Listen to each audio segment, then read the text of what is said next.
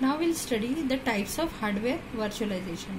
So hardware virtualization basically two types के होते हैं, full virtualization और para virtualization. Full virtualization क्या होता है देखिए, in full virtualization guest software does not require any modification to run on the host machine. ठीक है, तो गेस्ट सॉफ्टवेयर को अपने आप में कोई चेंजेस की जरूरत नहीं होती है रन करने के लिए होस्ट मशीन में. अब इसको समझिए, इसका मैं एक एग्जांपल आप लोग को बता रही हूँ. सपोज कोई स्टूडेंट है, वो किसी घर पे एज अ पीजी रहने के लिए गया, और जब पीजी वो रहने के लिए गया और जब उसको अपने रूटीन में, अपने टाइमिंग्स में, आने जाने के टाइमिंग में अगर कोई चेंज नहीं करना पड़ रहा है, ठीक है, वो कहाँ रह रहा है, वो रह तो रहा है होस्ट के घर में, पर वो कैसे रह रहा है, वो अपने ही शर्तों पे रह रहा है, अपने हिसाब से रह रहा है, उसको कोई मॉडिफिकेशन की जरूरत नहीं पड़ती, तो उसको हम बोलते हैं फुल वर्चुअलाइजेशन. ठीक है, that is unmodified software runs on the unmodified operating system. ना होस्ट को कुछ चेंज करना पड़ रहा है, ना गेस्ट को कुछ चेंज करना पड़ रहा है, दोनों को कोई मॉडिफिकेशन नहीं करना पड़ रहा है, तो उस केस में हम बोलते हैं कि ये फुल वर्चुअलाइजेशन है. The guest operating system is unaware that it is a virtualized environment. ठीक है, इसका मतलब क्या हुआ कि गेस्ट को ये पता ही नहीं चल रहा है कि वो गेस्ट है, वो ऐसे रह रहा है कि जैसे वो खुद ही होस्ट हो. ठीक है, मतलब उसने अपने आप में कोई मॉडिफिकेशन, कोई चेंजेस नहीं किए, तो वो अनअवेयर है कि वो एक गेस्ट या एक वर्चुअलाइज्ड एनवायरमेंट में काम कर रहा है. And therefore hardware is virtualized by host operating system. ये हो गया फुल वर्चुअलाइजेशन. अब हम बात करते हैं अब इसके एडवांटेजेस की. तो this type of virtualization provide best isolation and security. इस टाइप के वर्चुअलाइजेशन होता है वो बेस्ट टाइप के आइसोलेशन और सिक्योरिटी प्रोवाइड करते हैं वर्चुअल मशीन्स के लिए. ठीक है, उसके बाद बहुत सारे guest operating system simultaneously same hardware पर रन कर सकते हैं. ठीक है, now it's the option that require no hardware assist और operating system assist to virtualise sensitivity and privileged instruction. इस यहाँ पे किसी भी हार्डवेयर असिस्टेंस या ऑपरेटिंग सिस्टम असिस्टेंट की जरूरत नहीं पड़ती है.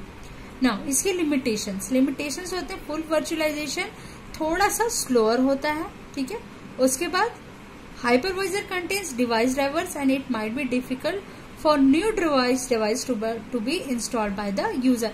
इस हाइपरवाइजर का आपके पास अपने डिवाइस ड्राइवर्स होते हैं, तो अगर हमको कोई नया डिवाइस यूज करना है, तो अगर कोई नया डिवाइस ड्राइवर इंस्टॉल करना है, तो यहाँ पे थोड़ा डिफिकल्ट होता है in case of full virtualisation.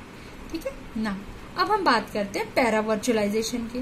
Para virtualization मतलब क्या हुआ, in this type of virtualization unmodified software runs on the modified operating system as a separate system. यहाँ पे हम गेस्ट को तो कोई मॉडिफिकेशन की जरूरत नहीं पड़ रही, बस जो होस्ट है, ऑपरेटिंग सिस्टम है, वो थोड़ा सा यहाँ पे अपने आप को मॉडिफाई कर रहा है. In this virtualization guest operating system is aware that it is a guest. यहाँ पे गेस्ट को ये पता है कि भाई मैं गेस्ट हूँ, I am the guest and I am running on a virtualized environment. ठीक है, नाउ एडवांटेज क्या हुआ, as a guest operating system directly communicate with hypervisor. ठीक है, गेस्ट डायरेक्टली कम्युनिकेट कर सकता है हाइपरवाइजर से, तो ये ज्यादा एफिशिएंट टाइप का वर्चुअलाइजेशन है. ठीक है, और ये अलाउ करता है यूजर को कि वो नए या मॉडिफाइड डिवाइस ड्राइवर्स के साथ भी वर्क कर सके, जो कि फुल वर्चुअलाइजेशन में पॉसिबल नहीं था. इसकी लिमिटेशंस क्या है, para virtualization requires guest operating system to be modified. Guest operating system भी मॉडिफाइड हो रहा है यहाँ पे. ठीक है, ये इसका लिमिटेशन है. It requires significant support and maintainability issue in the production environment. हम फुल वर्चुअलाइजेशन में हमने यही पढ़ा था कि इसको किसी भी प्रकार की असिस्टेंस की जरूरत नहीं पड़ती, बट यहाँ पे इसको सपोर्ट और मेंटेनेंस दोनों की जरूरत पड़ रही है फ्रॉम द प्रोडक्शन एनवायरमेंट. ये इसका लिमिटेशन है. ठीक, अब थर्ड टाइप का होता है जिसको हम बोलते हैं पार्शियल. तो एक हो गया फुल, दूसरा हो गया पैरा, और तीसरा अब हो गया partial virtualization. In this type of hardware virtualization, the software may need the modification to run. यहाँ पे अब हम सॉफ्टवेयर की भी बात करें कि सॉफ्टवेयर को भी मॉडिफाई करने की जरूरत हो सकती है रन करने के लिए होस्ट पे. ठीक है, तो ऑपरेटिंग सिस्टम वर्चुअलाइजेशन। अब सेकेंड टाइप का वर्चुअलाइजेशन है that is operating system virtualization. First type का हमने देखा हार्डवेयर वर्चुअलाइजेशन, जिसके 3 टाइप थे, फुल, पैरा और पार्शियल। अब हम देखेंगे second operating system virtualization. So operating system virtualization is a type of virtualization concept that most users today are familiar with. तो सबसे ज्यादा जो यूजर जिस वर्चुअलाइजेशन से फेमिलियर है वो है ऑपरेटिंग सिस्टम वर्चुअलाइजेशन। ठीक है, अब इसको आप ऐसे समझिए, आपके पास एक सिस्टम है जिसमें आपका विंडोज ऑपरेटिंग सिस्टम है और आप उसमें किस टाइप के एप्लीकेशन रन करेंगे, जो कि विंडोज ऑपरेटिंग सिस्टम को यूज करके बने हैं या जो विंडोज ऑपरेटिंग सिस्टम का एनवायरनमेंट जिसके लिए नीडेड है। अब आपको कोई ऐसा एप्लीकेशन रन करना है जो लिनक्स में रन होता हो, तो आप क्या करेंगे, आप अपने विंडोज वाले मशीन पे उसको रन नहीं कर पाएंगे। बट अगर हम कोई वर्चुअल मशीन ले लेते हैं जो विंडोज ऑपरेटिंग सिस्टम, जिसमें operating system Linux operating system है, तो आप उसमें आसानी से अपना प्रोग्राम, अपना एप्लीकेशन रन कर सकते हैं जिसके लिए लिनक्स एनवायरनमेंट की जरूरत है। तो ये क्या हो गया, ये हो गया ऑपरेटिंग सिस्टम वर्चुअलाइजेशन। अब विंडोज ऑपरेटिंग सिस्टम आपका क्या हो गया, होस्ट हो गया, उसके ऊपर आपने गेस्ट क्या ले लिया, लिनक्स ऑपरेटिंग सिस्टम, और उसके ऊपर आप किसके एप्लीकेशन रन कर रहे हैं, लिनक्स, जिस एप्लीकेशन के लिए आपको लिनक्स की जरूरत है वो वाला एप्लीकेशन आप रन कर रहे हैं।